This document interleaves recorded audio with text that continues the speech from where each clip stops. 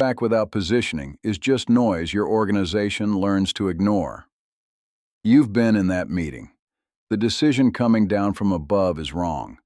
Not politically inconvenient, actually wrong. You know it. Two people around the table know it. And you say something. You frame it carefully, you pick your moment, and for about 48 hours you feel like you did the right thing. Then nothing changes.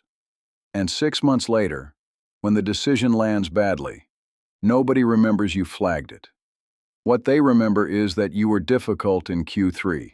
This video is about why that keeps happening. Not because you're pushing back wrong, because you don't understand yet what pushback actually is, and what it costs you when you do it the way you were taught. Premise: most managers treat pushback as a communication problem. They think the variable is delivery, tone, timing, framing. Get those right, the thinking goes, and the message lands. Reframe: that assumption is wrong at the root. Pushback isn't a communication event. It's a credibility transaction. Every time you push back on a decision, you are spending something, not just political capital in the abstract sense, but something more specific, the organization's working model of who you are. And that model isn't built in the moment you speak. It's built over every interaction that came before it. This is the part most managers miss. They prepare the argument. They don't prepare the relationship. So when the moment arrives, they're trying to make a withdrawal from an account they haven't been funding. The second-order problem is subtler. When your pushback gets dismissed, you tend to assume the content wasn't compelling enough. So next time, you build a better case. More data, more precision. But the organization wasn't evaluating your argument. It was evaluating you. And a stronger argument from someone without credibility doesn't gain more ground. It creates more friction. Move. The behavioral shift here isn't about how you push back. It's about what you do in the 90 days before you need to. Credibility is built through demonstrated judgment, not through being agreeable, but through being right about smaller things consistently. When you call a risk and it materializes, you note it clearly. When a project goes well because of a call you made, you don't hide that. You're not lobbying. You're building a track record that makes your dissent legible when it counts.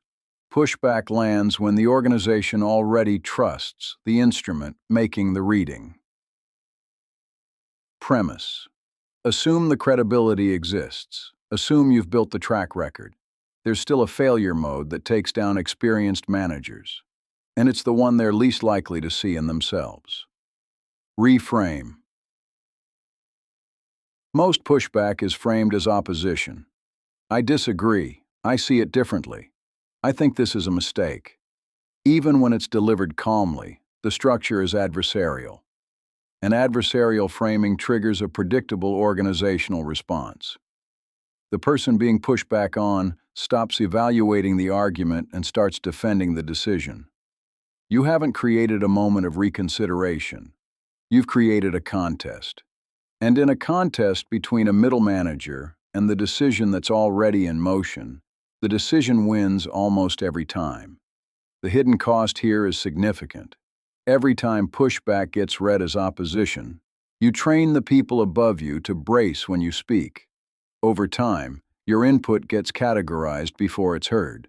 You become the person who slows things down, not because your ideas are wrong, but because the pattern you've established makes your voice feel like resistance rather than rigor.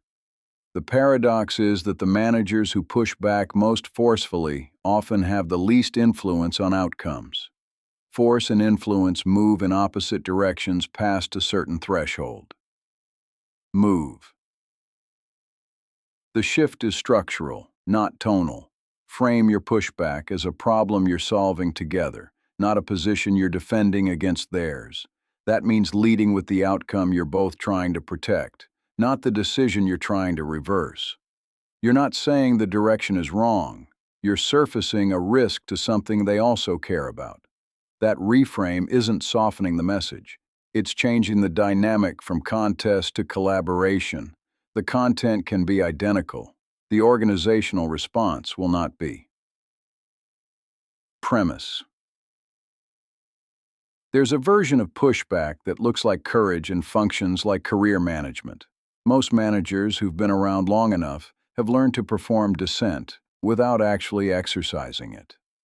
Reframe. This is the most dangerous pattern because it feels like integrity while operating as self-protection. You raise the concern in the meeting. You're on record. If the decision goes badly, you can point to the moment you flagged it. But you didn't push hard enough to actually change anything.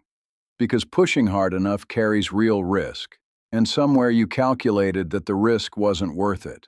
The organization learns this pattern faster than you think. The people above you can feel the difference between someone who is genuinely trying to alter a course and someone who is creating a paper trail. And once they've read you as the second type, your pushback stops registering as signal. It becomes ambient noise. You've trained them to wait you out. What this produces, and this is the part most managers never examine, is a team that mirrors the same behavior downward. Your direct reports watch how you handle disagreement with power. If they see you perform dissent without risk, they learn that's what professionalism looks like. You've now built a team that tells you what you want to hear, and you've done it without ever asking them to. Move. The change in practice is one of commitment, not communication. Before you raise a concern, decide what you're actually willing to do if it's ignored. Not as a threat, as a personal line. Are you willing to escalate? To document formally? To say explicitly that you believe this decision will cause harm and have that on record in a way that can't be walked back? If the answer is no to all of it, you're not pushing back. You're registering discomfort. Those are different acts, and treating them as equivalent is how you slowly lose your own credibility with yourself, which is the one cost that doesn't show up on any organizational chart, but eventually shows up in everything. There's a version of you that never gets sidelined, agrees when it matters, stays quiet when it doesn't, and pushes back just hard enough to feel principled without ever actually threatening anything. That version of you will have a long, stable, forgettable career. Influence requires that the people above you know with some certainty that your dissent is real, that it has weight behind it, that it costs you something to raise it, and that you'll raise it anyway. The organization doesn't sideline people who push back. It sidelines people it has learned to predict.